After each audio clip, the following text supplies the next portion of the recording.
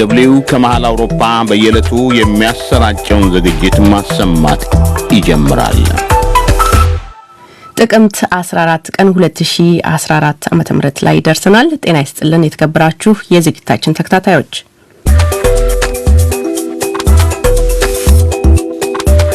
የኢትዮጵያ መከላከያ ሰራዊት ዛሬ እሁድ በትግራይ ክልል በሚገኙ ሁለት የህወሓት ወታደራዊ ይዞታዎች ላይ የአየር ጥቃት መሰንዘሩ ተገልጿል። ይህንንና ሌሎች የዓለም ዜናዎችን ይዞ ታምራት ዲንሳ ሊያሰማችሁ እዚህ የስርጭት ስቱዲዮ ይገኛል።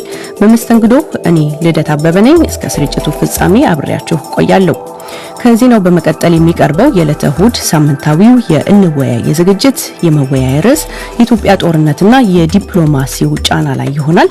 የመዝናኛ ዝግጅት ደግሞ በጀርመን ሀገር ተዋናይት የሆነችው ሳሮን ደግነህንና ስራዎቿን ያስተዋውቀናል። አድማጮች እንደተለመደው ቆይታችሁ ከኛ ጋር ይሁን። ስርጭታችንን በራዲዮ በ15275 ኪሎ ሄርዝ 19 ሜትር ባንድ እና በ17800 ኪሎ ሄርዝ 16 ሜትር ባንድ ላይ መከታተል ይቻላል። በሳተላይት በበድር 4 በ12111 ሜጋሄርዝ ሆሪዞንታል DWA2 በዩቴልሳት 8 WB በ11137 ሜጋሄርዝ ሆሪዞንታል DWA2 በሆትበርድ 13B በ11727 ቨርቲካል DW08 እንዲሁም በኤስኢኤስ 5 በ12034 ሜጋሄርዝ ሆሪዞንታል DW08 ላይ ይተላለፋል። በተጨማሪም DW አምሃሪክ በተባለው አፕሊኬሽን ወይም በፌስቡክ ገጻችን DW አምሃሪክ ስርጭታችንን በቀጥታ ማድመጥ አስተያየት መስጠት ትችላላችሁ። ጊዜ ካለን የተወሰኑትን አስተያየቶች አየር ላይ እናውላለን። ቀዳሚው የዓለም ዜና ነው። ታምራት ዲንሳ ያሰማናል። የDW ዜና። አመሰግናለሁ ልደት። ጤና ይስጥልኝ አድማጮች፣ እንደምን አመሻችሁ። ርዕሶቹን በማስቀደም የዕለቱን የዓለም ዋና ዜናዎች እነሆ። የኢትዮጵያ መከላከያ ሰራዊት ዛሬ እሁድ በትግራይ ክልል ማይጠምሪና አድዋ አካባቢ የሚገኙ የህዝባዊ ወያኔ ሓርነት ግንባር ወይም ህወሓት ወታደራዊ ይዞታዎችን በአየር ማጥቃቱን የመንግስት ኮሚኒኬሽን ጉዳዮች አገልግሎት አስታወቀም። የመንግስት ኮሚኒኬሽን ረፋዱን በማይጠምሪ የሚገኝ የወታደራዊ ማሰልጠኛና የሰው ኃይል ማደራጃ ይዞታዎች በአየር ተመቷል ብሏል። በሱዳን ወታደራዊ ኃይሉን የሚደግፉና መንግስትን የሚቃወሙ ሰልፈኞች በመዲናዋ ካርቱም የሚገኙ ዋና አውራ ጎዳናዎችና ድልድዮችን ዘጉ። ተቃዋሚ ሰልፈኞቹ እርምጃውን የወሰዱት በአፍሪካ ቀንድ የዩናይትድ ስቴትስ መልእክተኛ ጄፈሪ ፌልትማን ከሲቪልና ወታደራዊ መሪዎች ጋር ተገናኝተው በመካከላቸው የተፈጠረው ውጥረት ሊረግብ በሚቻልበት ሁኔታ ላይ ከተወያዩ ከአንድ ቀን በኋላ ነው ተብሏል። በዩጋንዳ መዲና ካምፓላ ትናንት ምሽት ለአንድ ሰው ህይወት መጥፋት ምክንያት የነበረው የቦምብ ጥቃት በሽብርተኛ የተፈጸመ መሆኑን ፕሬዝዳንት ዩዌሪ ሙሴቬኒ አስታወቁም። በካምፓላ ሰሜናዊ ክፍል በምትገኘው ኮማምቦጋ በአንድ የተጠበሰ የአሳማ ስጋ መሸጫ ስፍራ በደረሰ ኃይለኛ ፍንዳታ በ5 ሰዎች ላይ ጉዳት መድረሱን ፖሊስ ገልጿል። ኢትዮጵያዊቷ አትሌት ለተሰንበት ጊደይ በቫሌንሺያ በተደረገው የዓለም የግማሽ ማራቶን የሩጫ ውድድር አዲስ ክብረ ወሰን በማስመዝገብ አሸነፈች። ለተሰንበት ቀደም ሲል በኬንያዊቷ አትሌት ሩት ቺፔንኬቺ ተይዞ የነበረውን የርቀቱን ክብረ ወሰን 1 ሰዓት ከ2 ደቂቃ ከ52 ሰከንድ በሆነ ጊዜ በመግባት ከ1 ደቂቃ በላይ በማሻሻል ነው ያሸነፈችው። ዜናውን በዝርዝር። የኢትዮጵያ መከላከያ ሰራዊት ዛሬ እሁድ በትግራይ ክልል ማይጠምሪና አድዋ አካባቢ የሚገኙ የህዝባዊ ወያኔ ሓርነት ትግራይ ወታደራዊ ይዞታዎችን በአየር ማጥቃቱን የመንግስት ኮሚኒኬሽን ጉዳዮች አገልግሎት አስታወቀ። የመንግስት ኮሚኒኬሽን ረፋዱን በማይጠምሪ የሚገኝ ወታደራዊ ማሰልጠኛና የሰው ኃይል ማደራጃ ይዞታዎች በአየር ተመቷል ብሏል። የመንግስት ኮሚኒኬሽን ቀጥሎ ባወጣው መግለጫው ደግሞ አድዋ አካባቢ የሚገኘው የጠላት ወታደራዊ ትጥቅና ወታደራዊ አልባሳትን አመሳስሎ የሚያመርትበት ማዕከል በአየር ድብደባ ከጥቅም ውጪ ሆኗል ብሏል። በማይጠምሪ በሚገኘው የወታደራዊ ማሰልጠኛና የከባድ ጦር መሳሪያዎች ማከማቻ ላይ የተሳካ የአየር ጥቃት መውሰዱን ላረጋግጥላችሁ እችላለሁ ሲሉ የኮሚኒኬሽን አገልግሎት ሚኒስትሩ ለገሰ ቱሉ ለሮይተርስ የዜና ወኪል ተናግረዋል። የህዝባዊ ወያኔ ሓርነት ትግራይ ህወሓት ቃል አቀባይ ጌታቸው ረዳ የጥቃቱን መፈጸም ለሮይተርስ አረጋግጠዋል። ጥቃቱ በአንድ የገጠር ሆስፒታል አቅራቢያ ተፈጽሟልም ብሏል። በአድዋ በተፈጸመው ጥቃት ቀደም ሲል በኢትዮጵያና የኤርትራ ወታደሮች ውድመት ደርሶበት የነበረውና ጥቂት ተርፎ የነበረው የአልሜዳ ጨርቃ ጨርቅ ፋብሪካ መመታቱን በትዊተር ባሰፈሩት መልእክት አረጋግጠዋል። በሺዎች የሚቆጠሩ ኤርትራውያን ስደተኞች የሚገኙባቸው የማይ አኒና አዲ ሀሩሽ የመጠለያ ጣቢያዎች በማይጠምሪ አቅራቢያ ይገኛሉ። እንደ ኮሚኒኬሽን ሚኒስትሩ ለገሰ ቱሉ የመጠለያ ጣቢያዎቹ ለአየር ጥቃቱ ተጋላጭ እንዳልነበሩ ገልጸዋል። የኢትዮጵያ የስደተኞችና ከስደት ተመላሾች ጉዳይ አስተዳደርና የተባበሩት መንግስታት ከፍተኛ ኮሚሽነር የመጠለያ ጣቢያዎቹን ደህንነት በተመለከተ ላቀረበላቸው ጥያቄ ወዲያው ምላሽ እንዳልሰጡት ሮይተርስ የዜና ምንጭ ጠቅሷል። በሱዳን ወታደራዊ ኃይሉን የሚደግፉና የመንግስትን የሚቃወሙ ሰልፈኞች በመዲናዋ ካርቱም የሚገኙ ዋና ዋና አውራ ጎዳናዎችና ድልድዮችን ዘጉ። ተቃዋሚ ሰልፈኞቹ እርምጃውን የወሰዱት በአፍሪካ ቀንድ የዩናይትድ ስቴትስ መልእክተኛ ጄፈሪ ፌልትማን ከሲቪልና ወታደራዊ መሪዎች ጋር ተገናኝተው በመካከላቸው የተፈጠረው ውጥረት ሊረግብ በሚቻልበት ሁኔታ ላይ ከተወያዩ አንድ ቀን በኋላ ነው ተብሏል። የሱዳን የሲቪል አስተዳደርና ወታደራዊ ባለስልጣናት መካከል የተፈጠረው መሻከር እየሰፋ ሂዶ ሀገሪቱ ወደ ዲሞክራሲያዊ ሽግግር የምታደርገው ሂደት ስጋት እንዳያበበበት ታይቷል። ይህንኑ ተከትሎም ወታደራዊ ኃይሉን የሚደግፉ የቀድሞውን አምባገነን ኦማር አልበሽርን ካስወገደው ከዲሞክራሲያዊ ለውጥ አራማጅ ደጋፊዎች ጋር ውጥረት ውስጥ መግባታቸው እየተነገረ ነው።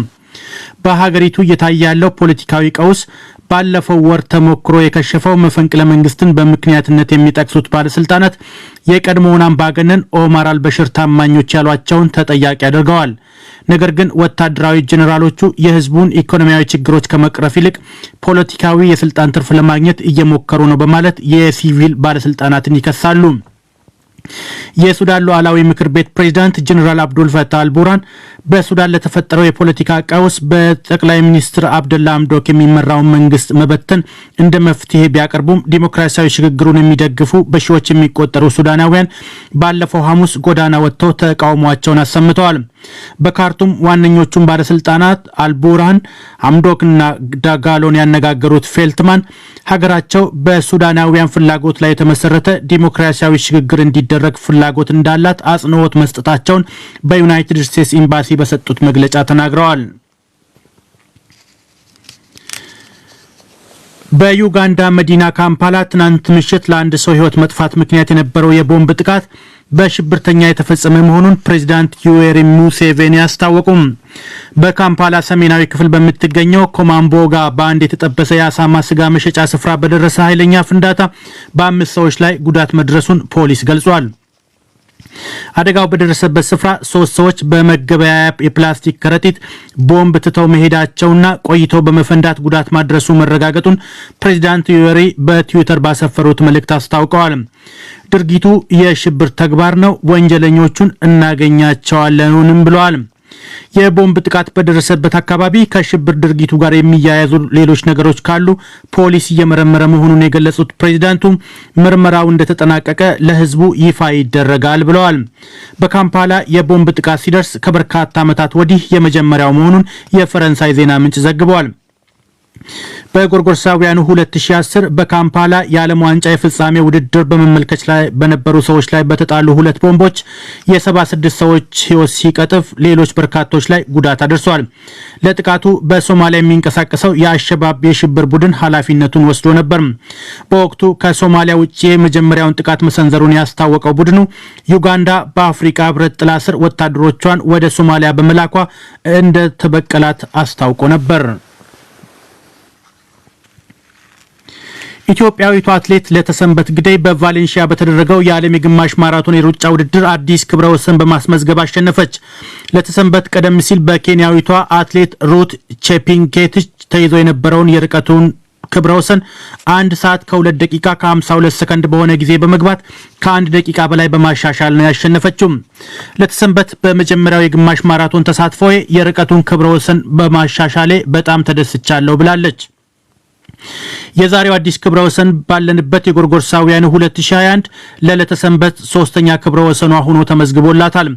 ቀደም ሲል የ10,000 እና የ5,000 ሜትር ርቀቶች ክብረ ወሰኖችን በእጇ ማስገባት ችላለች። በዛሬው ውድድር ሌላኛዋ ኢትዮጵያዊት የዓለም ዘርፍ የኋላው ሁለተኛ ሆና ስትገባ ኬንያዊቷ ሺላ ቼፕክሩይ በሶስተኛነት አጠናቃለች። በተመሳሳይ በቫሌንሺያ በተደረገ የወንዶች የግማሽ ማራቶን ውድድር ኬንያውያን ከ1 እስከ 5 ተከታትለው በመግባት የበላይነታቸውን አረጋግጠዋል። ውድድሩን አቤል ኪፕቹማ በ58 ደቂቃ ከ07 ሰከንድ በመግባት ሲያሸንፍ ሮኔክስ ኪፕሩቶ እና ዳንኤል ማቴኮ ሁለተኛና ሶስተኛ ሆነው ገብተዋል። ኢትዮጵያዊው ሙክታር ኢድሪስ ስድስተኛ ሆኖ ውድድሩን አጠናቋል። ይህ ዶይቼ ቬለ ነው። በሜዲትራኒያን ባህር ላይ በነፍስ አድን የተረፉ ስደተኞችን ወደ ሊቢያና ሌሎች ደህንነታቸው ወዳልተጠበቀ ሀገራት ማጓጓዝ እንዲቆም የሮማ ካቶሊካዊት ቤተክርስቲያን ርዕሰ ሊቃነ ጳጳሳት ፍራንሲስ ጥሪ ያቀረቡ። ድርጊቱ የሰብአዊ መብትን የሚጋፋ ነው ብለዋል። ርዕሰ ሊቃነ ጳጳሳት ፍራንሲስ በቅዱስ ጴጥሮስ አደባባይ የቡራኬ ስነ ስርዓት ላይ ባሰሙት ንግግር በሺዎች የሚቆጠሩ ስደተኞችና ሌሎች በሊቢያ በጥበቃ ለሚያስፈልጋቸው ወገኖች አብሮነቴን ልገልጽ እወዳለሁ ብለዋል። በስደት መከራ ውስጥ ላሉቱ ለቅሷችሁና ጩኸታችሁ ይሰማኛል፣ መቼም አልረሳችሁም፣ እጸልይላችኋለሁ ብለዋል። በሊቢያ ሴቶችና ህጻናትን ጨምሮ በርካታ ሰዎች ሰብአዊነት በጎደለው አያያዝ ውስጥ ይገኛሉ ያሉት ፍራንሲስ በሊቢያ የሚገኙ ፍልሰተኞችን በተመለከተ ዓለም አቀፉ ማህበረሰብ ለዘላቂ መፍትሄ የገባውን ቃል እንዲጠብቅ እጠይቃለሁ ብለዋል። በሜዲትራኒያን ባህር ላይ በስደተኞች የተጨናነቁ ጀልባዎች ወደ ግዛታቸው እንዳይደርሱና ወደ መጡበት እንዲመለሱ በማድረግ ጣሊያንና ማልታ በሰብአዊ መብት ተቆርቋሪዎች ብርቱ ትችት እየቀረበባቸው ይገኛል። ስደተኞች ወደ ማጎሪያ ተመልሰው ለመከራና ስቃይ እንዲጋለጡ ከማድረግ ተገን እንዲያገኙ የተገን ጥየቃ ሂደት እንዲመቻችላቸው ርዕሰ ሊቃነ ጳጳሳቱ ጥሪ አቅርበዋል። የተባበሩት መንግስታት ድርጅት የስደተኞች ጉዳይ ባለስልጣናትና የሰብአዊ መብት ተሟጋች ድርጅቶች በሊቢያ የስደተኞች ማቆያ ማዕከላት በስደተኞች ላይ ድብደባና አስገድዶ መድፈርን ጨምሮ የሚያደርሷቸው የረጅም ጊዜ ስቅየትን አውግዘዋል። ይህ ዶይቼ ቬለ ነው።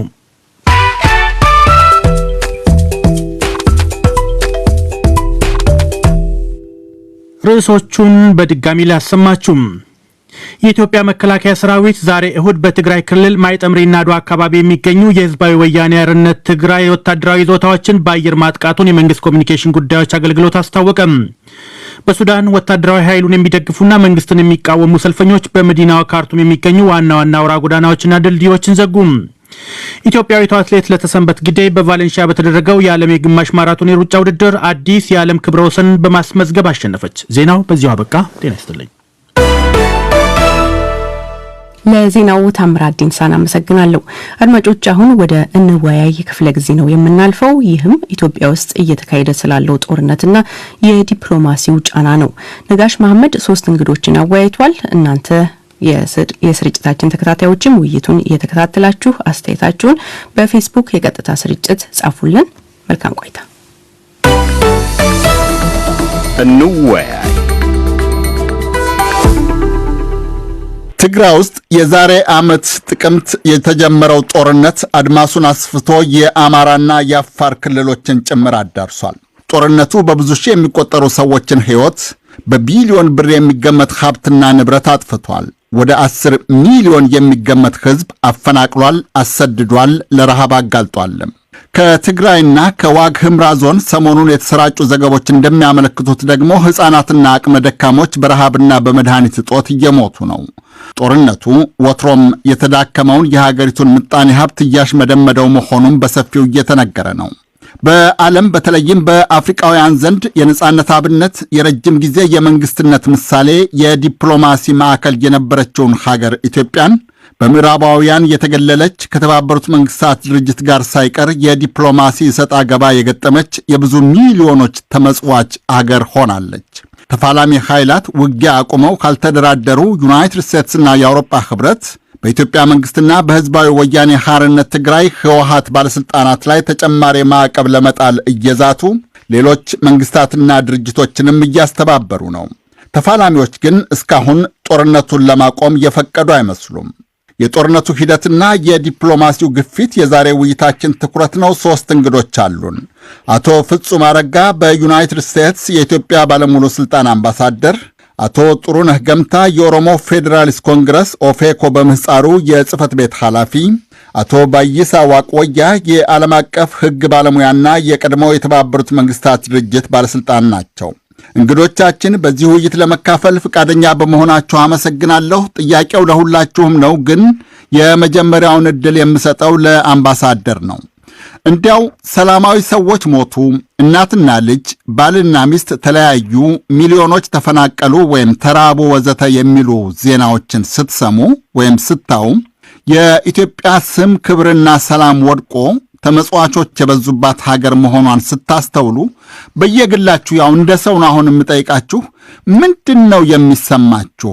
አምባሳደር፣ በመጀመሪያ ለድሉ አመሰግናለሁ። በኢትዮጵያ ውስጥ በተለይም ደግሞ በአሁኑ ሰዓት በቲፒኤልኤፍ ጠንሳሽነት እየተካሄደ ያለው ጦርነት ቅድም እንደገለጽከው በርካታ ንጹሐንን፣ ህጻናትን፣ አረጋውያንን በሁሉም አካባቢዎች ቀጥፏል። እጅግ የሚያሳዝን ነው። ልብ የሚሰብር ነው። ጦርነት ውስጥ መግባት አልነበረብንም፣ ግን ቲፒኤልኤፍ ጠንሶ ወደዚህ አድርሶናል። ድንገት በሌሊት ተነስቶ ሰራዊቱ የሉዓላዊነት ምልክት የሆነውን ሰራዊቱን አታክ በማድረግ የጀመረው ጦርነት ነው። በዚህ የተነሳ አሁን ለደረስንበት ደረጃ በቅተናልና በጣም የሚያሳዝን ነው። ለዚህ ሁሉ ኃላፊነት የመውሰድ ያለበትም የቲፒኤልኤፍ በአፈሙዝ የማመን በጦርነት በጉልበት የማመን ይህን ቃል ደግሞ ከራሱ ከቲፒኤልኤፍ ሊቀመንበር በኃይላችን ነው ሁሉን ነገር የምናረጋግጠው እያለ የተናገረውም ጭምር ስላለ ከተግባራቸውም የምንማረው ይሄንን ስለሆነ ይሄንን ነው እንግዲህ መናገር የምችለው። እንደ አንድ ኢትዮጵያዊ እጅግ በጣም አዝናለሁ። በአሁኑ ሰዓትም የትግራይ ህዝብ ባርነት ውስጥ ነው ብለን ነው የምናስበው። ተገዶ ነው ጦርነት ውስጥ የገባው። ለውጡ የመጣ ጊዜ ያሳየውን አቀባበል አይተነዋል። ስለዚህ ነፃ መውጣቱ አይቀርም። ግን በህዝቡ ላይ የደረሰው ሞትና ስደት፣ ሰቆቃ፣ ንብረት መውደም በጣም የሚያሳዝን ነው። አቶ ባይሳ እስቲ እንደነገሩን በአንድ መጣጥፎም እንደጠቀሱት አብዛኛ እድሜውን ያሳለፉት ግጭትና ጦርነት በሚያወድማቸው ሀገራትና አካባቢዎች ነው። እንዲያው ከመጀመሪያው ጥያቄ ጋር እንዲመልሱልኝ ነው። ጦርነትን ሰዎች ይለምዱትና እንደሱ ሲሆንባቸው ይሆን? ለምንድን ነው ከዛ የማይወጡት? የእርስ በርስ ግጭቶች ሁሉ በጣም አስቀያሚው ነው። የውጭ ወራሪ ኃይል ከተወሰነ ጊዜ በኋላ ለቆ ይሄዳል። የእርስ በርስ ግጭት ጊዜ የተጋጩ ሰዎች ግን ለዘላለም አብረው ነው የሚኖሩት፣ እንግዲህ አንደኛው ተገንጥሎ ካለ በስተቀር። ስለዚህ በመዋጉበት ጊዜ ብቻ ሳይሆን አንጻራዊ ሰላም ተፈጠረ ከተባለ በኋላም ቁስል ይዞ ነው አብረው የሚኖሩት። ለዚህ ነው ክፉ የሚሆነው። ያው እንግዲህ የሚጋደሉት ወንድማማች ናቸው፣ ኢትዮጵያውያን ናቸው። በሁለቱም ሳይድ ያሉት የአንድና ልጆች ናቸው። ማንም ከማንም በላይ ደግሞ ኢትዮጵያዊ ሊሆን አይችልም። ወንጀል የሰራ በወንጀሉ ይጠየቃል። ግን ግጭት ሲኖር በቶሎ ጦርነቱ ካልቆመ አንድ ዘመድህን መግደል፣ የድሮ ጓደኛህን መግደል ከጀመርክ መቆሚያ የለውም።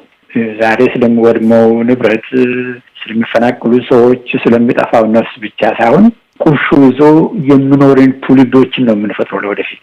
የቼችኒያ ራሻ ላይ ማመጽ፣ የአብካዞች ጆርጂያ ውስጥ ተነስቶ ማመጽ፣ ዩጎዝላቭ ጦርነት፣ ሁሉም ብታየው ወንድማማች የነበሩ ሰዎች ናቸው። አንዱ ለአንዱ አበልጅ አንድ የሆኑ ህዝቦች ናቸው። ግን አንድ መገዳደል ሲጀምሩ መመለሻ የለውም። ይሄ ነው እጅግ በጣም የሚያስፈራኝ። ጦርነት ይለመዳል የምለው አንዴ ከገባህበት ይለመዳል። እንዳውም የህይወት ላይፍ ስታይል ይሆናል። በህይወት ያየሁት 3 አመት ሙሉ ዩጎዝላቭ ጦርነት ነበርኩና ሰውን መግደል ኖርማል ይሆናል። በኢትዮጵያም አሁን የማየው ትሬንድ እንዴት ነው? ተደመሰሱ የሚል ቃል ይመጣል። ሰውን ወገኔን እየገደልክ በዛም ሳይድ ያለው የኢትዮጵያ ወታደሮችን ይሄን ያህል ደመሰስኩ ይላል፣ ኢትዮጵያ ወታደርም ይሄን ያህል ጁንታ ኃይል ደመሰስኩ ይላል። ተገደሉ እንኳን ማለት ቀርና ተደመሰሱ ወደሚል ደረጃ ትወርዳለህና ጦርነቱ እየረዘመ ሲሄድ ለብዙ ሰዎች ዌይ ኦፍ ላይፍ ነው የሚሆነው። የዲማጎጎቹ የዶሮ ዝናን ለመመለስ ብለው ህዝቡ ወደዚህ ጦርነት የሚከቱ ሰዎች አንፎርቹኔትሊ እነሱ ጦርነቱ ላይ አይካፈሉበትም። ያው በሰላም ቦታ ሆነው ነው የሚያዋጉት። ለዚህም ነው የእርስ በርስ ግጭትን በተቻለ መጠን በቶሎ መቆም አለበት የምንለው። ችግሩ ግን ኢትዮጵያ ውስጥ ዛሬ እኔ ራሴ ቃላውን ሲናገሩ ብዙዎቹ እንደምኮኑኝ አውቃለሁ። ጁንታ እንዲያርጎ መንግስት እንዲያርጎ ከዚህም ሳይድ ወቀሳው መጥቶ ከማን ጋር ሊደራደሩ ምን ነገር ይመጣል። እሱ ኋላ እንመለስበታለን። ግን እንደ ሰው እጅግ በጣም ውስጤን ይሰማኛል ሰዎች ነፍስ መጥፋትና ለሚቀጥለው ትውልድም ደግሞ ቁርሾ ይዘን ወደዛ እንደምንዛወር ሲሰማኝ በጣም ትልቅ ሀዘን ይሰማኛል በእውነቱ። አቶ ጥሩነህ ዴቪድ ላምብ የሚባል ጸሐፊ በእንግሊዘኛ ዘ አፍሪካንስ ብሎ አንድ ኢትዮጵያዊ ወደ አማርኛ አፍሪካና አምባገነን መሪዎቿ ብሎ በተረጎመው ውስጥ እንደዚህ አይነት ግጭቶችና ጦርነቶች የመሪዎች በትክክለኛ መንገድ ወደ ስልጣን አለመምጣት ይመለከታል። ስግብግብ ይሆናሉ፣ ስልጣን ላይ ሙጥኝ ይላሉ። የሚያወጡትን ህግ ራሱ አያከብሩትም።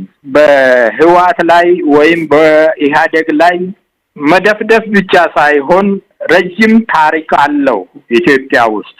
ጦርነት ሲጀምሩት አንዱ አሸናፊ ይሆናል፣ ሌላው ተሸናፊ ይሆናል ብሎ ሊሆን ይችላል። ነገር ግን እየዋለ እያደረ ሲሄድ የሰው ህይወትና የአገሪቱን ሀብት የበላ ሲሄድ ልማድ ይሆናል። ከ3 አመት ወይም ከ4 አመታት በፊት በኢህአዴግ ውስጥ ስልጣን ስለተናጠቁ ነው እሱ ላይ ነው ሳይጣጣሙ የቀሩትና አገሪቱን ወደ ጦርነትና ግጭት እንዲያመራ ያደረጉትና የሳይኮሎጂ ችግርም ይመስለኛል። ምናልባት የሳይኮሎጂ ባክግራውንድ የለኝም እኔ፣ ግን እንደዚህ አይነት ችግሮች ይከሰታሉ። ተፋላሚ ኃይላት ውጊያ እንዲያቆሙ እና እንዲደራደሩ ከአፍሪካ ህብረት ጀምሮ የአውሮፓ ህብረት፣ የተባበሩት መንግስታት ድርጅት፣ ዩናይትድ ስቴትስ እና ሌሎች ማህበራትና መንግስታትም በተደጋጋሚ ይጠይቃሉ። ነገር ግን ህዝባዊ ወያኔ ሓርነት ትግራይ ሁለት ዋና ዋና ምክንያቶቹን በማስቀመጥ ለድርድር ወይም ተኩስ ለማቆም ፈቃደኛ እንዳልሆነ ባለስልጣናቱ አስታውቀዋል። እነዚህ ሁለት ምክንያቶች አንደኛ የፌዴራሉ መንግስት በትግራይ ክልል ላይ የጣለውን እገዳ የስልክ፣ የመብራት፣ የመገናኛ፣ የበጀት ወዘተ ማንሳት አለበት የሚል ነው። ሁለተኛው ደግሞ የኤርትራ ጦርና የአማራ ሚሊሻዎች ከትግራይ ግዛቶች መውጣት አለባቸው የሚሉ ሁለት ምክንያቶች ናቸው።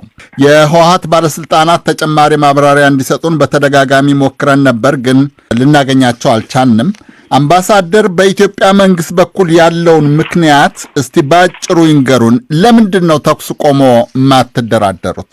በመጀመሪያ የኢትዮጵያ መንግስት እንደ ማንኛውም በዓለም ላይ እንዳለ መንግስት ህግ የማስከበር ኃላፊነት አለበት። ተፋላሚ ኃይሎች የሚለው አገላለጽ፣ ሁለቱ አካላት የሚለው አገላለጽ፣ ሁለት አካል የለም እዚህ። ምን ማለቴ ነው? እኩል የሆኑ አካላት ተደርገው መወሰዳቸው በራሱ ስህተት ነው። በአንድ በኩል መንግስት አለ፣ የፌዴራል መንግስት፣ በሌላ በኩል ደግሞ በፌዴራል መንግስት በህገ መንግስቱ በተሰጠው አካሄድ መሰረት የማስተዳደር ኃላፊነቱን ተከትሎ መስራት ሲገባው ራሱን የበላይ አድርጎ ነው። ልክ አሁን አሜሪካ ውስጥ የፌዴራል መንግስት የፌዴራል አደራጅት ነው ያለው። አንድ ስቴት ተነስቶ የፌዴራልን አርሚ ቤዝ መጥቶ 24 ሰዓት መቆየቱንም እርግጠኛ መሆን አይቻልም። ትልቅ ወንጀል ስለሆነ ማለት ነው። ትሪዝን ነው። ልክ እንደዛ ነው በትግራይ ውስጥ የተፈጸመው። መነሻውን ሁልጊዜ እያደበዘዙ ነው። ይሄንን ለማስከበር ነው የኢትዮጵያ መንግስት የተንቀሳቀሰው። የዓለም አቀፍ ማህበረሰቡ ማድረግ የነበረበት ይህንን የማስፈጸም አቅሙን እንዲጠቀም፣ ዲስአርም እንዲያደርግ፣ ኮንደምን እንዲያደርግ ነበር። የአሜሪካ የትራምፕ አስተዳደር ፖምፒዮ ውጭ ጉዳይ ሚኒስትር የነበሩት ወዲያውኑ ነው ያወገዙት። የአፍሪካ ጉዳይ ኃላፊም የነበሩት አምባሳደር ቲቦር በወቅቱ ወዲያው አውግዘዋል። ይህ አስተዳደር ከመጣ ጊዜ ጀምሮ ግን በእንደዛ አይነት መልክ ሲያወግዝ አላየንም። በተደጋጋሚ ያደረግናቸው ጥረቶች ይህን እንዲያደርግ ነበር። እነሱ ግን ሁለቱ አካላት እያሉ በመጥራት ጭምር ኔጎሽዬሽን ያው ሌላ በኋላ ሌላ ጉዳይ ላይ ልመጣበት እችላለሁ ወደ ማዳከም የሄዱበት ሁኔታ እንዳለ እናያለን ማለት ነው። ላለመደራደር ምክንያቱ ምንድነው አምባሳደር? እናያለን አሁን ምሳሌ የጠቀሷቸው ዩናይትድ አሜሪካኖች ከታሊባን አሸባሪ ይሉት ነበር ወይም የወጉት ነበር 20 ዓመት እየተደራደሩ ነው። ከሌሎች ኃይላትም ጋራ ይሞከራል በኃይል በኋላ ግን ይደራደራሉ። የኢትዮጵያ መንግስት ለምንድን ነው ህይወት ለማዳን ሲል መንግስት ነው ከሁሉም በላይ ማለት ብዙ ኃላፊነት ያለበት ነው። መንግስት ብዙ መዋቅሮች ያሉት ነው። ለዛ ሁሉ መዋቅር ኃላፊነትና ተጠያቂነት አለበት። ለምንድን ነው የማይደራደረው? ለምሳሌ ትግራይን እንደተቆጣጠረ መቀሌን የኢትዮጵያ መንግስት ጦር እንደተቆጣጠረ ጥሩ የድርድር አማራጭ ነበረ። አልተቀበላችሁትም ወይም መንግስት አልተቀበለውም። የተናጥል ተኩስ አቁም ሲያውጅም እንደዚሁ ጥሩ የመደራደር እድል ነበረ። አልተቀበለውም ወይም ይሄ ሐሳብ አልመጣም መንግስት ጋር። ምናልባት አንዳንዶች እንደሚሉት ግፊት ይኖርበት ይሆን እንደ መንግስት ከደጋፊዎቹ? እንግዲህ መንግስት እንደ መሪ ለህዝቡ ለሀገሪቱ ጠቃሚ የሆነውን ውሳኔ እየወሰነ መሄድ የሚያስችለው ነጻነት አለው። ህዝቡንም እያሳመነ እያስተማረ ጠቀሜታውን የማድረግ ኃላፊነትም ብቃቱም አለው።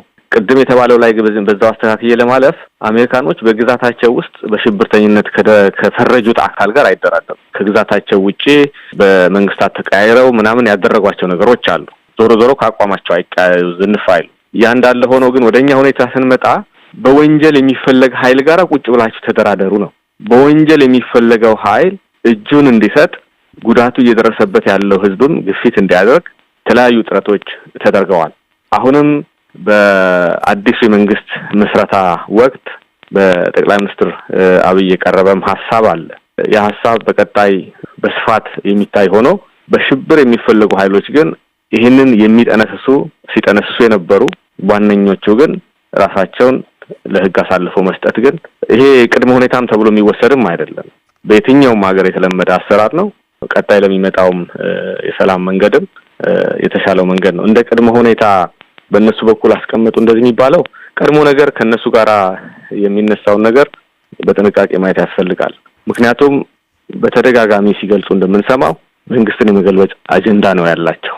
4 ኪሎ ነው መዳረሻችን፣ ይሄ መንግስት መውረድ አለበት እያሉ ያሉት በህዝብ ይሁንታ አግኝቶ ስልጣን ላይ የተቀመጠን ኃይል በጉልበት በለመዱት መንገድ የማውረድና እኛንን ሁልጊዜ መሪ ሆነን መቀመጥ ያለብን የሚለውን መርሃቸው ነው ይዘው በጠመንጃ ፈሙዝ የፈለግነውን ነገር ማድረግ እንችላለን፣ መደራደርም እንችላለን፣ እኛ ያልነውን ነገርም ይሆናል ነው። ያንን ነው በኃይል ለመጫን እየሰሩ ያሉት ማለት ነው። በአሜሪካኖቹ በኩል አሁን ያለው አስተዳደር ትክክለኛ አቋም ላይ መድረስ ተስናቸዋል በሚል በውስጥ በመናረጋቸው ውይይቶች ሁሉ እያነሳን ነው። እነሱ በተደጋጋሚ በገለጹት መልክም የራሳቸው ናሽናል ኢንተረስት እንጂ ለትግራይ ህዝብም አይደለም፣ ለአማራ ህዝብም፣ ለአፋር ህዝብም ወይም ለኢትዮጵያ ህዝብ አስበው የሚያደርጉት ነገር እንዳልሆነ ከሚያወጣቸው መግለጫዎችም መረዳት ይቻላል ማለት ነው። አቶ ባይሳ እስቲ አጭር አስተያየት ይስጡን። አሁን አምባሳደር ያሉትና የህወሓት ባለስልጣኖች ያቀረቧቸው 2 ምክንያቶች ላለመደራደር ምክንያት ይሆናሉ። ምክንያት ብለው ነው ያቀረቡት። ነገር ግን ሌሎችን ሊያሳምን ይችላሉ ወይ? ከውጭ ወራሪ ኃይል ጋር የምትደራደረው ሉዓላዊነትን ሳክሪፋይስ ላለማድረግ ከቴሪቶሪ ውስጥ ይውጣ ሉዓላዊነት ይጠበቅልኝ ብለህ እንደ ፕሪኮንዲሽን ታስቀምጥና ከአገር በሙሉ ከወጣ በኋላ ነው የሚደራደረው። እስከዛ አልደራደርም ትላለህ። በልምድ ነው መላው ዓለም ላይ ያለው። ሲቪል ወር ጊዜ የእርስ በርስ ጦርነት ጊዜ ኢትዮጵያ ውስጥ ነው ያለ ነው። ሁለቱ አካላት ወደንም ጠላንም እንደ ድርጅት ሆኑ አይሆኑ እንጂ አለ። መንግስት ከራሱ ጋር አይደለም የሚዋጋው፣ የሆነ አካል አለ ተደራጅቶ የሚዋጋው። ጦርነቱ የሚካሄደው ኢትዮጵያ ውስጥ ነው። የሚወድመው የኢትዮጵያ ኢኮኖሚ ነው። የሚሞቱት ኢትዮጵያውያን ናቸው። የሚፈናቀሉ ኢትዮጵያውያን ናቸው። የሱዳን አይደሉም፣ የግብጽ አይደሉም። ስለዚህ ወንጀል ሰሩ ከሚባሉ ሰዎች ባሻገር መታየት ያለበት የነዚህ የሚሞቱት ህፃናት ልጆችና ሽማግሌዎች ህይወት ነው። ወንጀል ሰራ ካለ በወንጀል የምትጠየቅበት ሁኔታ ለወደዚህ ይፈጠራል እንጂ ዛሬ ኢትዮጵያ ውስጥ ላለው ወድመት የኢትዮጵያ ህዝብ ንብረት ነው የሚወድመው፣ ኢትዮጵያኖች ናቸው የሚሞቱትና በፈለገው መልኩም ቢሆን መንግስት ከነዚህ ጋር ቁጭ ብሎ መደራደር አለበት። ከሽብርተኛ ጋር አልደራደርም ካለ ሌላ ምንስ መፈለግ ነው? ብዙ ፖሲቢሊቲዎች አሉ። አምሹር አንዳንድ የአውሮፓ ሀገራትም ኢንፎርማል የሆነ ድርድር አትሊስት ተኩሱ እንዲቆም አንጻራዊ ሰላም እንዲፈጠርና ምግብ ለምሳሌ ተራቦት እንዲደርስ የሚል ኢንፎርማል የሆነ ዘዴ መፍጠር ይቻላል። የዓለም ላይ አለ። ፍላጎቱ ካለ ከሁለቱም ሳይድ ለነዚህ ህፃናት፣ ሴቶችና ሽማግሌዎች ህይወት ለሚወርቀው ንብረት ተብሎ መደራደር መጀመር ይቻላል። የማይቻልበት ምክንያት ደግሞ የለም። ዓለም ላይ ሁሉ ይደረጋል። ችግራችን በሁለቱም ሳይድ ያሉ ሁለቱ አካላት እንግዲህ በላቸው ነው ያሉ ኢትዮጵያውያን ስለሆኑ ሜንታሊቲው አንድ ነው። መሸነፍ አንወድም። ማሸነፍ ብቻ ሳይሆን ማንበርከክ መስበር ነው ያለብን። የምናሸንፈው ይሄ ከዘመነ መሳፍንት ጀምሮ የዞረ ሂሳብ ነው። መደራደር የሽንፈት ምልክት አይደለም። መደራደር የስልጣኔ ምልክት ነው። ይሄ ከፊውዳላዊ ማንበርከክ ማሸነፍ አሳያለው ምናምን ከምለውና ሌሎችም ከዳር ቆመው ውጋው፣ ፍረጠው፣ ቁረጠው፣ አሳደው ከሚሉት ባሻገር መንግስት ኃላፊነት ወስዶ እኔ በግሌ አንዳቸው ጋር ቀረቤታ የለኝም፣ ግን መንግስት ኃላፊነት አለበት ብዬ ነው የማስበው። መደራደር ይቻላል ባይ ነኝ። እንግዲህ ትልቅ የሚያሳዝን ኢትዮጵያ ዛሬ ስለዚህ የሚያወራ ድርጅትም ሆነ ቡድን የለም። ወይ ጸጥላሉ ወይ ደግሞ በአብዛኛው ያው ወገን መርጠው በዛና በዚህ ሆነው አሸንፈናል፣ ደምስሰናል ብቻ ነው ወሬውና መደራደር ይቻላል ባይ ነኝ እኔ። አቶ ጥሩነህ በተለየ ውጭ ጫናና ግፊት በኢትዮጵያ መንግስትና በደጋፊዎቹ ዘንድ አሁንም አምባሳደር እንዳሉት በውስጥ ጉዳይ ጣልቃ እንደመግባት የራስን ፍላጎትና ጥቅም ለማስከበር ሲባል የኢትዮጵያን የረጅም ጊዜ የሚሆን የአጭር ጊዜ ፍላጎትና ጥቅምን አሳልፎ እንደመስጠት ነው የሚያዩት የኢትዮጵያ መንግስት ባለስልጣናትና ደጋፊዎቹ። ነገር ግን ድርድር ይጎዳል ወይ? ውይይት አይቻልም ወይ? መደራደር ማንንም አይጎዳም፣ ይጠቅማል። ዊን ዊን የሚባለውን ስልት ግጭቶችን ወይም ኮንፍሊክትን መፍታት ይቻላል። ምናልባት እኔ እንደሚሰማኝ ከሆነ አገር ውስጥም ስላለው የማየው ነገር ቢኖር ከሁለቱም አንዳቸው በድፍረትና በቁርጠኝነት ድርድር እናካሂዳለን ብሎ ጥሪ ያቀረበ የለም። አምባሳደር እንዳሉት ህዋቶቹ እኛ ብቻ ካልመራን ብሎ ተነስተዋል የሚባል ነገር አለ። ሊሆን ይችላል። በፊትም እኮ ስልጣን ላይ የተጣሉ ናቸው ብዬ መጀመሪያ ላይ የተናገርኩትን ነገር እንድታሰብልኝ እፈልጋለሁ። መልካም አስተዳደር ኢትዮጵያ ውስጥ ባለመፈጠሩ እስከ ዛሬ ድረስ አንድ ፓርቲ ብቻ ተወዳድሮ አንድ ፓርቲ ብቻ የሚያሸንፍበት ስርዓት ስለተዘረጋ መንግስት ነኝ የሚለው አካል እንኳን ህግ አስከብራለሁ ብሎ ቢነሳ የተወሰኑ ሰዎች ራሳቸውን እንኳን የሚያውቁ አይመስለኝም። ይቅርታ ይደረግልኝና ውረድ በለው ግፋ በለውና ተዋጋ የሚል ነገር ነው እንጂ እርቅና ድርድር እዚህ ሀገር ውስጥ እድገትን ያመጣል ብሎ ተልሞ አይቻቸው አላቅም። በኦፌኮ በኩል 2009 ዓመተ ምህረት ጀምሮ ድርድር ይደረግ ውይይት ይደረግ የሚባል ጥሪ ስናደርግ ነበር። ዛሬም እንደዚህ እያደረግን ነው። ሰሚ ጆሮ አልሰጡንምና አሁን የሚነገረው ነገር ቢኖር አሸባሪ ከተባለው ጋር መደራደር የሚለው ነገር ኢትዮጵያውያን ዜጎች ናቸው። አሁን ልንወጣው ከማንችልበት ችግር ላይ ደርሰናል፣ ቀውስ ላይ ደርሰናልና እቺን አገራችንን ልናጣ እንችላለን ነው አሁን የኛ ስጋት። 4 ድርጅቶች ነበሩ፣ የኢህአዴግ ድርጅቶች። 1/4ኛው እኮ ነው መቀሌ የገባው። 3/4ኛው እዚህ እኮ ነው ያለው። አሁንም ቢሆን በተለይ ስልጣን ላይ ሆኖ አሁን መንግስትን የሚመራው አካል ምን ያህል ነፃ ሆኖ ሰላማዊ የትግል ስልትን መርጦ እየሄደ ነው የሚል ጥያቄ ምልክት ሁሉ ልነሳ የሚገባበት ነገር ነው። በኢትዮጵያ መንግስት ባለስልጣናት ላይ የሆነ ማዕቀብ ነገር ጥላለች ዩናይትድ ስቴትስ። የአውሮፓ ህብረትም ምናልባት ማዕቀብ ይጥላል ተብሎ እየተጠበቀ ነው። ይሄ ግፊትና ጫና በኢትዮጵያ መንግስት ላይ የሚደረገው በህወሓትም ላይ እንደሆነ ነው የምንሰማው። የሚደረገው ግፊትና ጫና የተጠናከረው ኢትዮጵያ በዲፕሎማሲውና በህዝብ ግንኙነቱ ስራ መገናኛ ዘዴዎች ጋር ቀረብ ብሎ በማስረዳቱም በኩል ቢሆን በጣም ደካማ ስለሆነች ነው የሚሉ አሉ።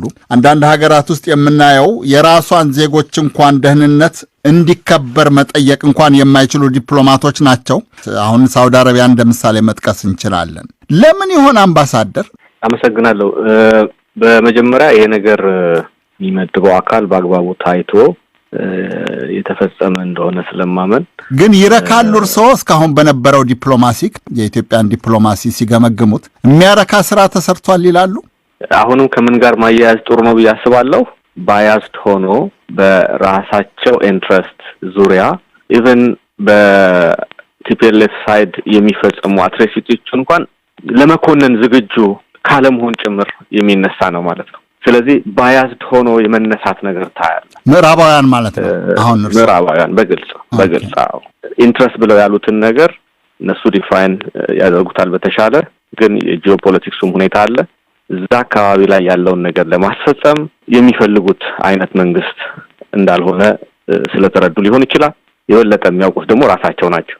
እኛ ግን ከምንረዳው አስተዳደሩና ሊበራል ሚዲያዎች የሚባሉት እኮ ይቀባበላሉ መረጃ ከዚህ መስሪያ ቤት ባገኘነው መሰረት ብለው ሁለቱንም ወገን ሚዛናዊ ባልሆነ መልክ የሚገልጹበት ሁኔታ ሁሉ ያየን ነው። አንድ የያዙትን አቋም ለማስፈጸም በመደበኛ መንግስት መዋቅራቸው በዲፕሎማሲ በምንለውም ሚዲያዎቻቸውን አሰልፈው እነ CNN ሲሰሩት የነበረውን እነ ኒውዮርክ ታይምስ፣ ዋሽንግተን ፖስት በቅርብ የምናውቀው ነው ማለት ነው። የህፃናት ወታደሮችን ምስል ሁሉ አውጥቶ ያንን እንደ ጀግንነት ሁሉ እያስቀመጠ ፊት ለፊት እንትን እያደረገ ሲሄድ የነበረበት ይሄንን ሲያወግዙ የምናይበት እንትን አልነበረም እስካሁን ድረስ ማለት ነው። በምንም መንገድ አንድን ሽብር የፈጸመ ኃይልንና መንግስት ሆኖ እየመራ ያለውን እኩል ማስጠንቀቂያ፣ ማስፈራሪያ፣ ኤግዚኪዩቲቭ ኦርደር በማውጣት ሁለቱም ላይ እኮ ነው ብሎ ልክ እኩል እንደሆነ አድርጎ ማስቀመጥ በራሱ ከዛ ይጀምራል ባያዝነሱ ማለት ነው። ዲፕሎማሲ የሚባለው ሚዛናዊ ሆነን ማየት ይገባል። ከዚህ በለጠ መሻሻል ይኖርበታል። ግን አቋም የተያዘበትን ነገር ለማስቀየር እነሱ እኮ ንግግር ቀጠሮ እንደዚህ እያሉ ያሉት የእነሱን አጀንዳ አድቫንስ ለማድረግ በሚያመች መንገድ አሁን ኢንቮይ ያስቀምጠዋል። የሆርን ኦፍ አፍሪካ ኢንቮይ ተብሎ ግን ምናልባት 90% ለኢትዮጵያ ተብሎ የተቀመጠ ነው የሚመስለው ከሚያደርጉት ነገር ማለት ነው። አንዳንድ ጊዜ ቶኪንግ ፖይንታቸው በቀጥታ ከቲፒኤልኤፍ የመጣ የሚመስሉ ነገሮች ሁሉ የሚያቀርቡበት ሁኔታ አለ ማለት ነው። በዚህ ሁኔታ በዲፕሎማቶች ላይ መፍረዱም ከባድ ነው። አቋም የተያዘበትን ነገር ነው እየገፉ እየመጡ ያሉት ማለት ነው። በቅርብ ለምሳሌ ኮንግረስመን ኢትዮጵያ ድረስ ሄደው የሚገባውን መግለጫ ጉብኝት፣ ከዛ በፊትም ሌላው እንደዚህ እዚህ ሲመጡ እኛ እኮ የዚህ ሰብሳቢ ስለሆነን የራሳችን አቋም መናገር አንችልም፣ እንደ ሰብሳቢ ደግሞ የሁሉንም ሀሳብ መግለጽ አለብን በሚል ከተገለጸላቸውና ከቀረበላቸው በተለየ መልክ የሚያቀርቡበት ሁኔታ አለ ማለት ነው። ስለዚህ የያዙትን አቋም ለማስፈጸም ሁሉንም አማራጮች ቅድም እንደተባለው ኦል ቱርስ አር ኦን ዘ ቴብል በሚልም የተገለጸው ነገር አለ። አሁን ለምሳሌ ከአገዋ ጋር ተያይዞ ኢትዮጵያ እንዳሁን የአገዋን ቅድመ ሁኔታዎች ያሟላችበት ጊዜ የለም። ያንን እንደ አንድ እንትን እያስቀመጡ ነው። እንዳያነሱ ጥረት እያደረግን ነው፣ እያስረዳን ነው። አንዳንዱን ነገር ከኛ በላይ ያውቁታል። አገር ቤት ያላቸው የሰው ኃይልም ቀላል አይደለም። ስለዚህ መረጃ ችግር የለባቸው። አቶ ባይሳ አጭር አስተያየት ይሰጡኛል። አምባሳደር አሁን ባሉት ላይ ዲፕሎማሲው መሻሻል አለበት፣ የኢትዮጵያ ዲፕሎማሲ አቅም መሻሻል አለበት። ነገር ግን የኢትዮጵያ ዲፕሎማቶች ስላልሰሩ ሳይሆን የሚቀበለን ስላጣን ነው ያሉት። እኔ ያነሳሁት ግን ከምዕራቦቹም ራቅ ያለ ለሳውዲ አረቢያ ነበር ምሳሌ። እንዴት ነው የሚገመግሙት? ምንድን ነው የሚያዩት ስለ ኢትዮጵያ ዲፕሎማሲ? እስቲ ባጭሩ ይንገሩን። እዛው የተባበሩት መንግስታት ድርጅት ውስጥ ረጅም ጊዜ ስለቆዩ ከውጭ ሆኜ ሳየውና ከልምድም አንጻር ሳየው አንዳንድ የሚሾሙት አምባሳደሮች ተብሎ ሲሾሙ ሳይ የድሮ የጃንሆይ የህግ መወሰኛ ምክር ቤት ሰኔት ሹመት ይመስለኛል። ምክንያቱም አንዳንድ የሚያስቸግሯቸውን ሎካል ቀኛዝማችና ደጃዝማቾችን ይሾሟቸውና ሰኔት ውስጥ አስቀምጣቸዋል። ዳትስ ፓርኪንግ ሎት ነው። እዛው ታረጅና ትሞታለህ፣ አትመረጥም። በየአራት ዓመት ቀረብ ያረጓቸዋል። ከየክፍለ ሀገሩ ወደ ራሳቸው ጋር ቀረብ ያረጉና የጦር መሪም ከነበሩ እዛው አጠገባቸው ቁጭ ያረጋሉ ይባላል።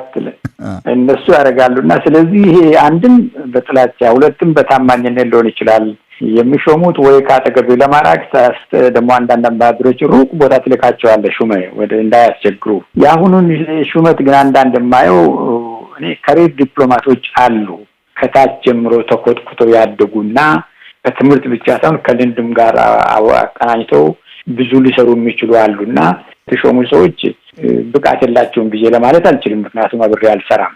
ግን አንተ እንደምትለው አሁን በሳውዲ አረቢያ ስላሉት ወንድሞቻችን በጣም ብዙ ነገር ነው የምንሰማው። ይሞታሉ። ሚዲያ ተቋማት ላይ ደግሞ ፒክቸራቸው ሲወጣ በአንድ ውስጥ ታውሰንስ ነው በአንድ አዳራሽ ውስጥ ራቁታቸውን ተርበው ይሄ ሁሉ ይሆናል እና ገና ከመጀመሪያው ያልኩት ኢትዮጵያ ውስጥ ትራንስፓረንሲ ስለሌለ አፍ ሞልቶ መናገር አይቻልም። መኮንንም ለመመረቅም አይቻልም። እዛ ያለው አምባሳደር አሁን ይሄ ሁሉ እያለ ለምን አልሰራም? ይህ አምባሳደር እዛ ያሉትን የኢትዮጵያኖችን በውጭ ሀገር ባለው ከጋር ታይቶ ሰብአዊ መብታቸውን የማስጠበቅ ግዴታ አለበት። በነገራችን ላይ ማንሳት በጣም ደስ ብሎኛል። ጉዳያቸው እጅግ በጣም አሳሳቢ ሁኔታ ላይ ስላሉ ከጦርነቱ እንኳን ባላነሰ እንኳን ደረጃ መታየት ያለበት ጉዳይ ነውና ጉዳዩን መለከታቸው ባለስልጣናት ሪያሊቲ ምንድነው ክብደቱ? ለምን መመለስ ያልተቻለው? ማስፈታት ለምን አልተቻለው? ለምን አልመጡም ብሎ ነገር ሊመልሱ ይችላሉ። እናጠቃለው። አቶ ጥሩነህ እርስዎ ይጀምሩልናል። ማጠቃለያውን ትንሽ ረዘም ይላል ግን ይታገሱኝ።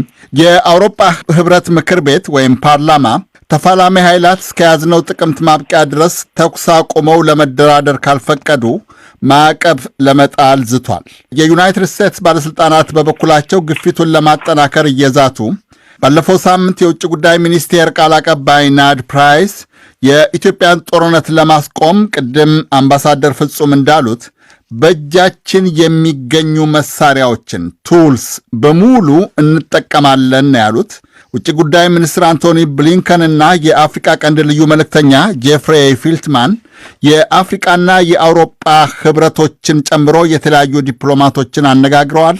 ፕሬዚደንት ጆ ባይደንም አሁንም ባለፈው ሳምንት የኬንያ አቻቸውን ኡሁሩ ኬንያታን አነጋግረዋል።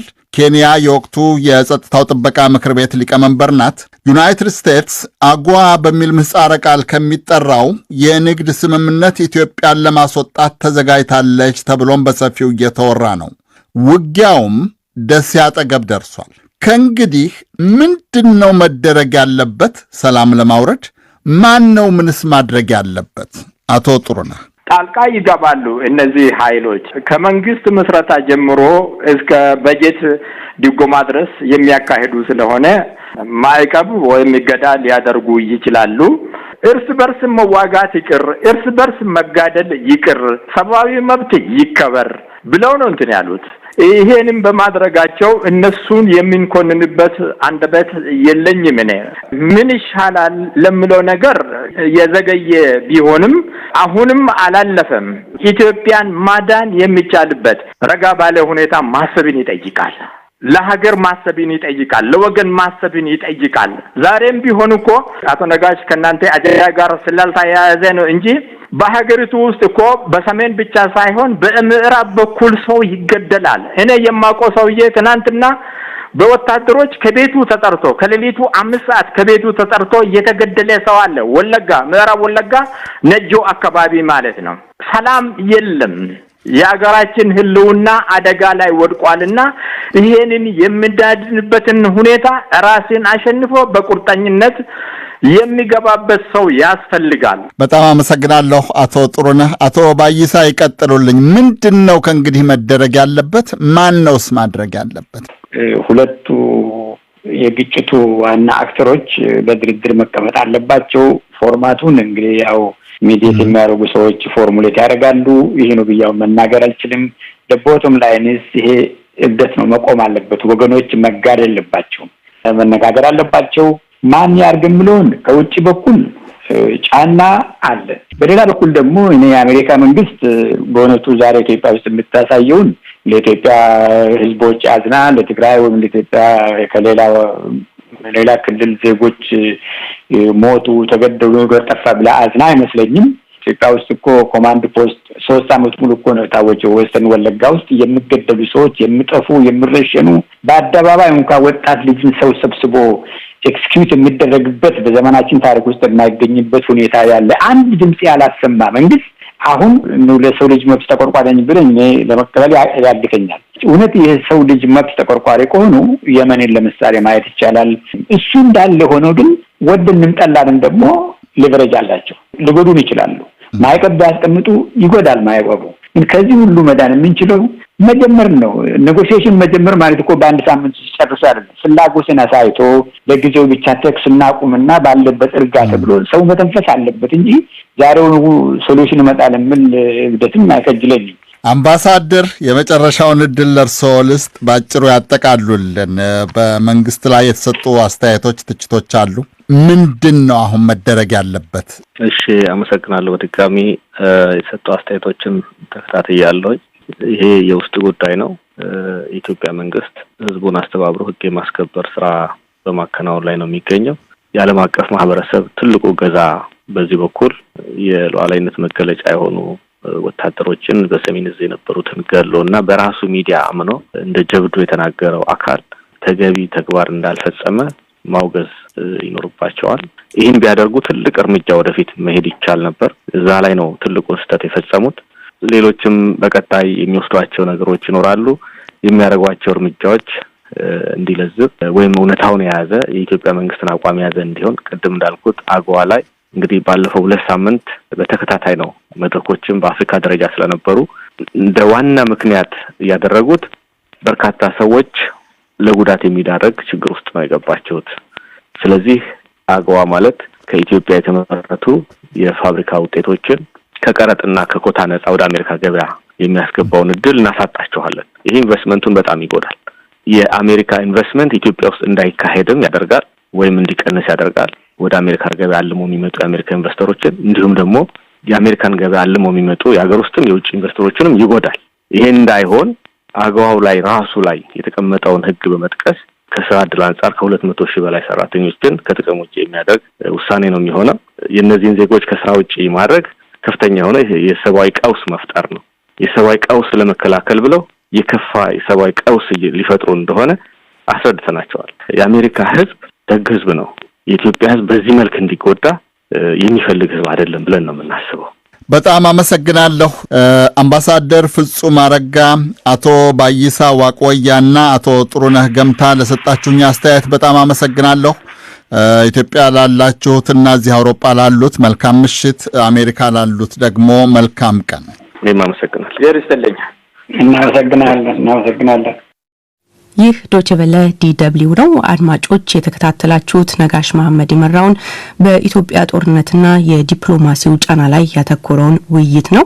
ስርጭቱን በፌስቡክ የሚከታተሉ በርካታ ደንበኞቻችን ድርድር በሚለው ሐሳብ ላይ በተለይ አስተያየት ሰጥተው ነበረ። አብዛኞቹም ድርድሩን እንደማይደግፉ ነው የጻፉልን። አሁን ከምሽቱ 1 ሰዓት ከ45 ደቂቃ ሆኗል ኢትዮጵያ ውስጥ። ወደ ቀጣዩና የመጨረሻው መሰናዶ እናልፋለን። ይህም የመዝናኛ ዝግጅት ነው። እንግዳችን ሳሮን ደግነህ ትባላለች። ጀርመን ውስጥ የምትኖር ተዋናይት ናት። ፀሐይ ጫኔ አነጋግራታለች።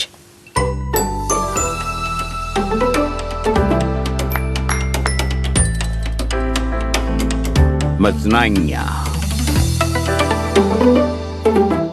እኔ ሳሮን ደግነህ እባላለሁ። ተዋናይ ነኝ። ሰላም እና ፍቅር እመኛለሁ። ለኢንተርቪው በጣም አመሰግናለሁ። አድማጮቻችን ያዳመጣችኋት ተዋናይት ሳሮን ደግነህን ነበር። የ19 ዓመቷ ወጣት ሳሮን ደግነህ የትወና ሙያን የጀመረችው በልጅነት እድሜዋ የአንደኛ ደረጃ ተማሪ ያለች በትምህርት ቤት የቲያትር ክበብ ውስጥ ነበር። ጀርመን በርሊን ከተማ ተወልዳ ያደገችው ሳሮን አባቷ ዶክተር ጸጋይ ደግነህ እንደሚሉት በልጅነቷ ፈጣን፣ ያየችውን የምትገነዘብና የተገነዘበችውንም ለሌሎች የምትገልጽ ናት። በማርሻል አርትም ጂዶ ከዚያም ጁትሱ የተሰኘውን ስፖርት ተምራ ብርቱካናማውን ቀበቶ ለማግኘት ጊዜ አልፈጀባትም። ጊታር መጫወት የጀመረችውም ገና የ7 ዓመት ልጅ ሆና ነው። ይህንን የነፍስ ጥሪዋን የተመለከቱ ወላጆቿ ታዲያ ከመደበኛ ትምህርቷ ጎን ለጎን የቲያትርና የዳንስ ትምህርት ቤት ገብታ ተሰጥኦዋን የበለጠ እንድታዳብር አደረጉ። ትምህርቷን እንዳጠናቀቀችም በጀርመን ሀገር የትወና ስራ የሚሰራው በአገናኝ ድርጅቶች በኩል ነውና ይህንን ህልሟን እውን ለማድረግ ያመሩት የፊልም ስራ ወደሚያገናኙ ድርጅቶች ነበር። ሊመጥን የሚችል ኤጀንቶች አሉ። አሁን ከፊልም ከአንቺ ጋር ተነጋግረው የኛው ፊልም አለ እዚህ ላይ ተስራ ለካስቲንግ የሚጋብዙት እሱን አመለከትን። በየቦታው መጀመሪያ መጣልን አንቀበልም ነበር። በጣም ብዙ ነበር። ስንሞክር አንዱ ጋር ስትገባ እሱ ጋር ገብታ የሆነ ነገር ስታይ እሱን በማየት ሌላው ሲቀበል፣ ያኛውን በማየት ሌላው ሲቀበል እንደዚህ ያንች አሁን መጨረሻ ላይ እንግዲህ ጥሩ የፊልም ኤጀንት ውስጥ አሁን 7 ዓመት ምናምን ይሆናታል ያለችበት ኤጀንት ውስጥ። ያም ሆኖ የጓጓችለትን የትወና ስራ ቶሎ ማግኘት ቀላል አልነበረም። እንግዲህ እዛም ገብታ እንደገና ፊልም ጥያቄዎች ይመጣሉ፣ ካስቲንጎች ይመጣሉ። ይሄኛው ፊልም መጣ ሲባል ተዘጋጅታ ትሄዳለች። ያንን ካስቲንግ ከጨረሰች በኋላ በቃ አንቺ መጨረሻው እንትን ውስጥ አልፈሻል፣ አንቺን ይሆናል የምንወስደው ይሏትና መጨረሻ ላይ እሷ ሳትሆን ለሌላ ሰው ወይም ለሚያውቁት ሰው ይሰጣሉ። ያ ደግሞ በጣም ቅስም የሚሰብር ነገር ነው። ግን ያ እያጠነከራት መጣ። በዚህ ሁኔታ ከብዙ ውጣ ውረድ በኋላ ስቱፒድ ስማርትፎን ቴራፒ፣ ጀንትል ስኪል፣ ዲር ክሪሚናሊስት፣ ኖ ትሩፍ ኦፍ ዲ ካንተን ጨምሮ ከ10 በላይ የቴሌቪዥን ፊልሞችንና ተከታታይ የቴሌቪዥን ድራማዎችን ሰርታለች። በእነዚህ ፊልሞች ጥሩ የትወና ብቃቷን ያሳየችው ሳሮን ዶቼ ቲያትር በመባል በሚታወቀው ትልቁ የጀርመን ቲያትር ቤትም ወደ 2 ዓመት ገደማ በተለያዩ ቲያትሮች ላይ ተውናለች። የቴሌቪዥን ማስታወቂያዎችን እንዲሁም በአንዳንድ የጀርመን የገበያ አዳራሾች ምርቶቻቸውን የሚያስተዋውቁ ፎቶዎቿን ማየትም እየተለመደ መጥቷል። በቅርቡም ዳስ ኤርስተ በተባለው የጀርመን የቴሌቪዥን ጣቢያ የተላለፈው ቢሊ ኩኩክ አንጌሴልት በሚል ርዕስ እሷ የተወነችበት የቴሌቪዥን ፊልም በአጭር ጊዜ ውስጥ ከ3 ሚሊዮን በላይ ሰዎች ተመልክተውታል። 90 ደቂቃ የሚፈጀው ይህ ፊልም በዝቅተኛ ኑሮ የሚገኙና ስደተኛ ወጣቶችን አሰባስቦ በሚያሰለጥን አንድ የቦክስ አሰልጣኝ የሚያጠነጥን ሲሆን ሳሮን በዚህ ፊልም በሁለተኛ መሪ ተዋናይነት ሳሚ የምትባል እናትና አባቷን ያጣችና ጥሩ የቦክስ ችሎታ ያላት አንዲት የአፍጋኒስታን ስደተኛ ወጣትን ወክላን የተወነችው። የፊልሙ ውጤታማ መሆን ለሳሮን ጥሩ ስሜት ፈጥሮላታል። ያንን በመስማቴ በጣም ተደስቻለሁ። ብዙ ጓደኞችና ዘመዶቼ ፊልሙን አይተውታል። ያ በእርግጥ እኔን አስደስቶኛል። ለዚህ ፊልም ብዬ ተጨማሪ የቦክስ ስልጠና ወስጃለሁ። በእርግጠኝነት ብዙ ስራ ነበር። እንዲሁም የኮሮና እንቅስቃሴ ገደብም ብዙ ነገር ቀይሯል። በዚህ ሁኔታ ጥሩ ሆኖ በመታየቱ የበለጠ ደስተኛ ነኝ።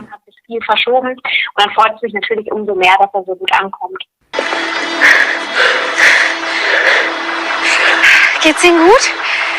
Sorry, der Idiot ist einfach über die Straße gelaufen. Aber man hört die Karre aber auch nicht. Ist schon gut. Ist schon gut. Der Roller. Geht's, ja? Hey Jungs, ich mach das schon. Ich danke euch. Und bei Ihnen ist wirklich alles in Ordnung. Bin ja noch geschmeidig. Sami! ሳሮን እንደምትለው በዚህ ፊልም ከጀርመናውያንም ይሁን ከኢትዮጵያን ያገኘችው ምላሽ የሚያበረታታ ሲሆን የትወና ብቃቷን ያደነቁ ህትመቶች መኖራቸውንም ገልጻለች።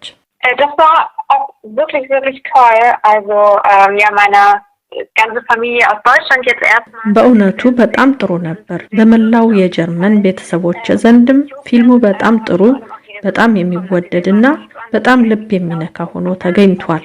የአፍጋኒስታንን ወጣት ሴት ወክዬ በመጫወቴ ከኢትዮጵያን ያገኘሁት ጥሩ ምላሽም አስደናቂ ነው። በእርግጥ ስለ ቢሊ ኩክ ፊልም ሀያሲያንን ጨምሮ መጽሔቶችና ጋዜጦችም ብዙ ጽፈዋል። ጥሩ ስለመተወኔም የጻፈ መጽሔት አለ። ያ በጣም አስደስቶኛል። የምትጫወታቸው ገጸ ባህሪያት ጠንካራ ባህሪ ያላቸው ሲሆኑ አባቷ ዶክተር ጸጋይ እንደሚሉት እውነተኛ ባህሪያውም ቢሆን ጠንካራ፣ ተስፋ የማትቆርጥ፣ በራሷ የምትተማመንና ለሰው ልጆች እኩልነት ዋጋ የምትሰጥና ሰው አክባሪ ነች። ከጀርመናዊ እናቷና ከኢትዮጵያ አባቷ የወረሰችው የቀይዳማ መልኳ ደግሞ ለየት ያለ ገጸ ባህሪያትን ለመጫወት እድል ፈጥሮላታል። በሌላ በኩል የምትጫወተውን ገጸ ባህሪያትም ገድቦታል ይላሉ። ያ በመሆኑ በአብዛኛው የምትጫወተው የሌላ ሀገር ቋንቋና ባህል ያላቸው ገጸ ባህሪያትን በመሆኑ ልፋትና ጥረቷንም እጥፍ አድርጎታል። አዎ፣ አንዳንድ ጊዜ አስቸጋሪ ነው። ለምሳሌ በአንድ ተከታታይ ፊልም ውስጥ ከኢራቅ የመጣች ሴት ልጅ ሁኜ ነበር የምተውነው። በመሆኑም ሙሉውን ጽሑፍ በአረብኛ መናገር ነበረብኝ። አረብኛ ደግሞ ጨርሶ መናገር አልችልም። እናም መጀመሪያ ሁሉንም ነገር መማር ነበረብኝ። በተጨማሪም የኢራቅ ዘዬ ያለው አረብኛ በመሆኑ ያ በእርግጥ ፈታኝ ነበር።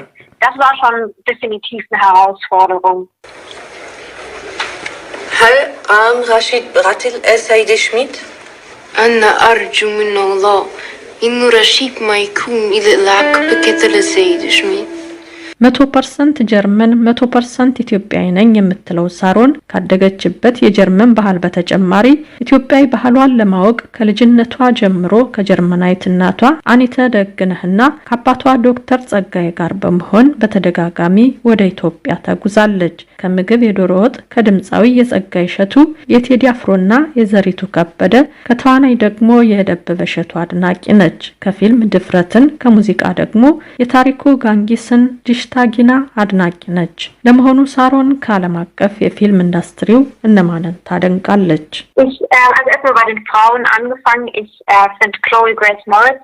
በመጀመሪያ ከሴቶች ስጀምር ክሎይ ግሬትስ ሞሪትስ በጣም ጥሩ ተዋናይ ነች። እሷ ራሷ በጣም ወጣት ሆና ነው የምትጫወተው። ጄኒፈር ላውረንስም በጣም ጥሩ ነች። ከወንዶች ጆርጂያ ፊኒክስ በእውነት በጣም ጎበዝ ነው። ጆኒ ዲፕንም በጣም አደንቀዋለሁ። ከሆሊውድ ስንወጣ ለምሳሌ ቦሊውድ ሻሩካን በጣም ጥሩ ተዋናይ ነው። ከኢትዮጵያ ደግሞ ደበበ እሸቱን ሬድ ሊፕስ ላይ በተጫወተው ገጸ ባህሪው በጣም ጥሩ ሆኖ አግኝቼዋለሁ።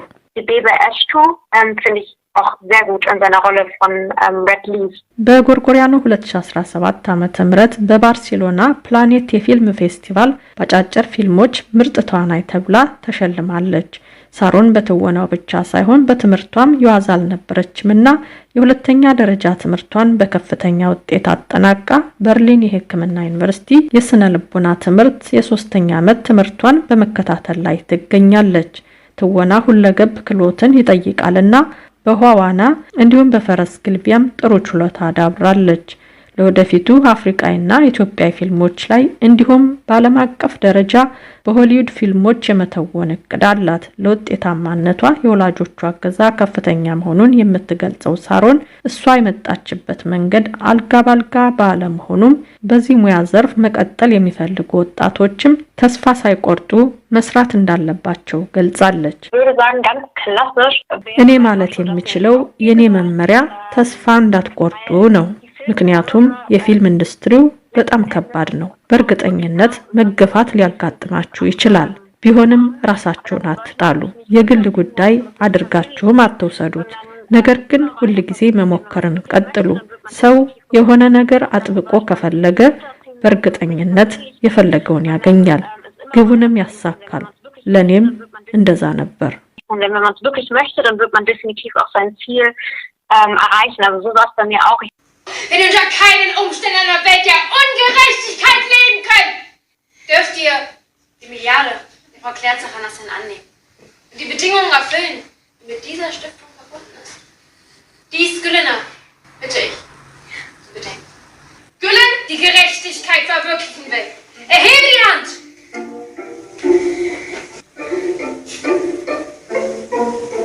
ለወጣቷ ተዋናይት ሳሮን ደግነህ የወደፊት እቅዷ እንዲሳካ እየተመኘን የዛሬው የመዝናኛ ዝግጅት በዚህ ተጠናቋል። ፀሐይ ጫኔ ነኝ። መልካም ጊዜ። ይህ ዶቼ ቬለ ነው። በቀሩት ደቂቃዎች አርዕስተ ዜናውን ላሰማችሁ። የኢትዮጵያ መከላከያ ሰራዊት ዛሬ እሁድ በትግራይ ክልል ማይጠምሪና አድዋ አካባቢ የሚገኙ የህዝባዊ ወያኔ ሓርነት ግንባር ወታደራዊ ይዞታዎችን በአየር ማጥቃቱን የመንግስት ኮሚኒኬሽን ጉዳዮች አገልግሎት አስታወቀ። በሱዳን ወታደራዊ ኃይሉን የሚደግፉና መንግስትን የሚቃወሙ ሰልፈኞች በመዲናዋ ካርቱም የሚገኙ ዋና ዋና አውራ ጎዳናዎችንና ድልድዮችን ዘጉ። በዩጋንዳ መዲና ካምፓላ ትናንት ምሽት ለአንድ ሰው ህይወት መጥፋት ምክንያት የነበረው የቦምብ ፍንዳታ በሽብርተኛ የተፈጸመ መሆኑን ፕሬዝዳንት ዮዌሪ ሙሴቬኒ አስታወቁ። ኢትዮጵያዊቷ አትሌት ለተሰንበት ግዳይ በቫሌንሲያ በተደረገው የዓለም የግማሽ ማራቶን የሩጫ ውድድር አዲስ ክብረ ወሰን በማስመዝገብ አሸነፈች። አርዕስተ ዜናው ነበረ። በድምጻዊት ቤቲጂ ቢራቢሮ ዜማ እንሰነባበት። ልደት አበበ ነኝ። ጤና ይስጥልኝ።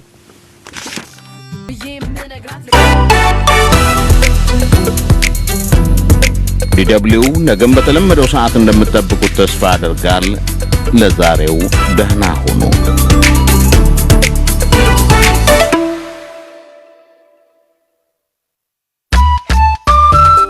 DW Actualité Week-end. Hugo Flotta